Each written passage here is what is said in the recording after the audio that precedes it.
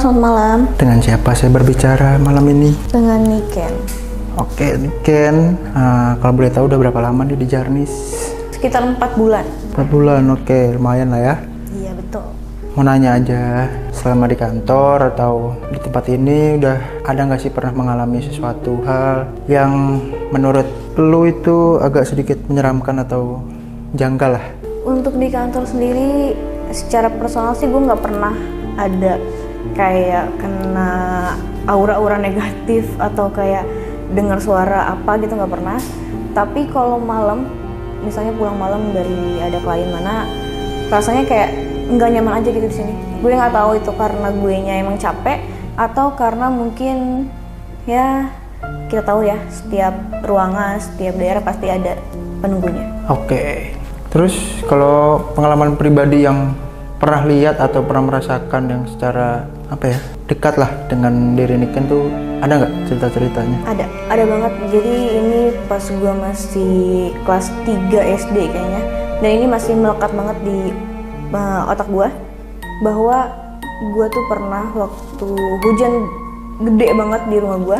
Disclaimer dulu, rumah gue tuh dulunya adalah ruang yang bukan rumah, kayak tanah biasa aja gitu. Banyak ilalang, terus suka pada kayak ada hewan-hewan ngasih makan di situ gitu, nyari makan di situ. Jadi sebelum dibangun rumah itu di tahun 90-an, sebelumnya itu adalah tanah biasa. Dibangun rumah dan sempat ada orang gila yang meninggal di situ. Dan di belakang halaman itu, di halaman belakang rumah gue tuh ada kuburan tempat pemakaman umum. Rumah gue tuh berarti udah masuk ke 30 tahun ya, udah masuk 30 tahun dan udah mengalami renovasi sebanyak 2 kali. Jadi renovasi yang terakhir itu pas renovasi banget, tiba-tiba TV di rumah gue nyala, sedangkan gue di rumah cuma berdua sama ibu gue. TV nyala itu sekitar mungkin subuh jam 2 atau 3, gue kebangun gara-gara ada suara TV. Yang mana zaman gue SD pasti TV-nya kalau jam 2 itu nggak ada channel ya, nggak ada salurannya. Itu tiba-tiba itu, dan gue langsung lapor ke ibu gue kayak, "Mah, ini siapa yang nyalain TV?" Sedangkan nggak ada orang kan. Mama gue susah banget dibanguninnya, dan ya udah gue matiin itu sendiri. Itu yang masih gue inget banget. Terus selang berapa lama ini rumah udah jadi, hujan gede banget di rumah gue, dan itu ada kejadian di mana jadi kamar gue tuh deket banget sama jendela. Di jendela itu ada yang ketuk-ketuk pintu, tapi gue rasa ini mungkin karena hujan mungkin ya, atau angin atau gimana, gue mikirnya gitu. Tapi gue ngerasa banget, sadar banget itu adalah suara ketukan di jendela. Selanjutnya selang berapa menit tiba-tiba ada orang yang mainin bola kecil, bola bekel, mainan anak cewek. Itu bukan dipukul ya, tapi kayak dilemparin ke sudut ruangan sampai bener-bener bunyinya kenceng banget, dan itu cukup lama banget suaranya terdengar. Di situ posisinya gue nggak bisa tidur karena tadi ada ketukan di jendela, ditambah juga ada bola bekel itu, suara bola bekel itu. Sedangkan ibu gue itu sendiri udah tidur, lelap banget. Gue berusaha untuk mendem itu, berusaha untuk gue nggak boleh takut gitu kan, karena kalau gue semakin takut kayaknya semakin parah kan. Makin jadi. Tapi semakin gue melawan rasa takut, semakin suara itu semakin kenceng. Ditambah ada suara yang mas bekelnya, partikel bekelnya itu juga terdengar. Jadi kayak orang tuh mainin bola bekel. Itu baru itu aja atau sebelumnya atau setelah suara bekel itu ada kejadian-kejadian lagi nggak? Itu yang jendela aja. Jendela. Jendela. Dari situ gue bangunin ibu gue, berusaha bangunin ibu gue meskipun agak susah ya banguninnya ya.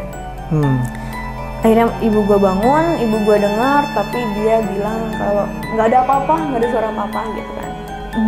Gue sadar banget kalau itu suara beneran ada gitu. Akhirnya gue berusaha untuk tidur, gue baca-baca doa yang gue bisa saat itu ya. Giliran ibu gue yang nggak bisa tidur. Ibu gue nggak bisa tidur, ibu gue yang denger semakin parah. Di ruangan itu semakin ada gemuruh-gemuruh orang.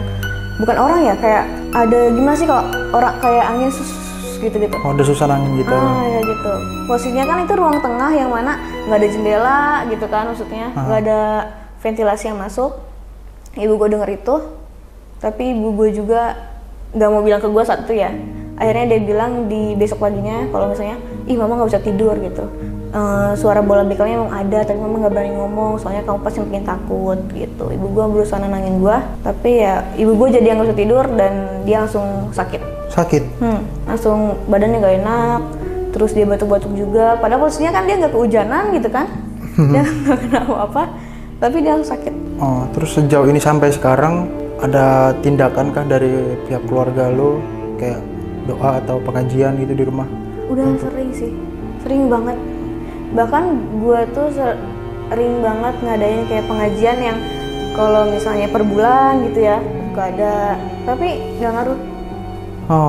Hal itu nggak ngaruh. Sampai akhirnya gue sekarang udah pindah rumah, dan gue nggak tahu keadaan rumah itu gimana.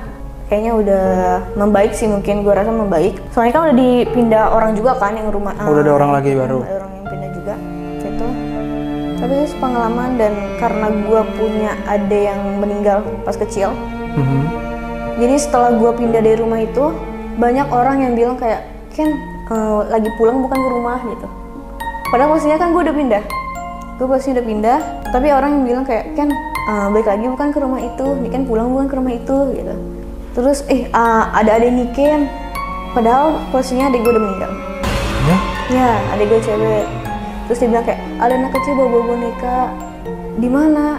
Ngelewatin jendela. Jadi jendela gue tuh transparan, jadi di beberapa sudut tuh ada jendela. Dan itu ngeliat orang tuh suka ngeliat kayak orang tuh anak kecil ada orang lari di dalam gitu. lewat. Anak kecil lari, anak kecil lagi nutup pagar gitu. Anak kecil lagi buka pintu katanya. Tapi anak kecil tuh cewek, dan jadi almarhum adik gue tuh rambutnya keriting. Jadi kayak, itu adiknya si Ken gitu. Padahal adik gue udah meninggal. Wow, gokil. Makanya di situ gue pindah sama keluarga gue. Karena itu? Ya selain karena itu ya mungkin keluarga gue udah gak nyaman juga kalau di situ ya? Iya, udah gak nyaman juga. Ya udah sih. Itu masih gue inget sampai sekarang. Berarti bisa dibilang kalau sosok atau penunggu di situ itu bisa menyerupai keluarga lo ya, kayak terutama almarhum adik lo ini ya? Iya betul itu. Sering banget kayaknya orang-orang bilang kayak, ih ngelihat anak kecil gitu. Padahal kejadiannya adik gue meninggal udah 2 atau 3 tahun lalu gitu. Wah, gila. Mungkin karena depannya itu ada kayak pemotongan sapi, pemotongan kambing kayak gitu. Terus di depan rumah gue tuh banyak pohon-pohon, ada pohon duren, pohon mangga. Nah, pohon mangga tuh sempat ditebang karena penunggunya jahil. Dan kayak sering mukul-mukulin pakai batu, pakai mangga, pakai mangga kecil, mangga muda. Sering mukulin orang lewat, sering ngetawain, sering nangis. Makanya gue selalu pas kecil nggak boleh keluar lebih dari jam 7 malam. Wah, gokil. Kayak jadi penasaran nih. Boleh nggak sih kita kemarin ke sana?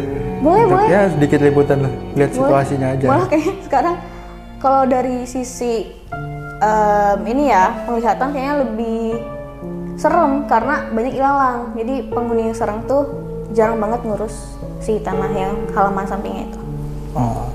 Kalau dari sekitar rumah lo itu yang dulu itu, ada nggak sih tetangga kayak cerita dulu tuh ini rumah lo ini gitu? Banyak banget.